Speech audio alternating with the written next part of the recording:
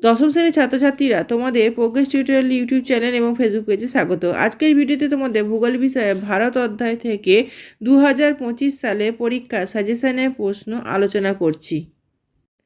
প্রথম প্রশ্নটি দেখো, কোন অরণ্য অঞ্চলকে ভারতের সাভানা অঞ্চল বলা হয়? উত্তর শুষ্ক ও পর্ণমোচী অরণ্য। দুই দাগের প্রশ্নটি দেখো, ভারতের মধ্যে কোন রাজ্যে সর্বাধিক সংখ্যক গাছ রয়েছে? উত্তর অন্ধ্রপ্রদেশ। তিন দাগের প্রশ্ন দেখো, ভারতের সরকারের অরণ্য গবেষণার প্রধান কেন্দ্রটি কোথায় অবস্থিত? উত্তর উত্তরাখণ্ড রাজ্যের দেরাদুনে।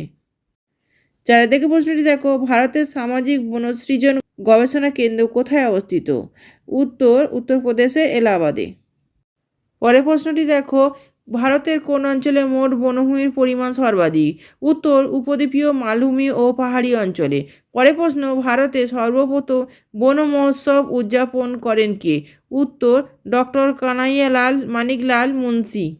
ভিডিওটি সম্পূর্ণরূপে পেতে প্রোগ্রেস টিউটোরিয়াল ইউটিউব চ্যানেলটি দেখতে থাকো এবং আরও ভিডিওগুলি পেতে চ্যানেলটিকে লাইক, শেয়ার এবং সাবস্ক্রাইব করো। এছাড়া প্রোগ্রেস টিউটোরিয়াল ফেসবুক পেজটি লাইক ও ফলো করো। ধন্যবাদ।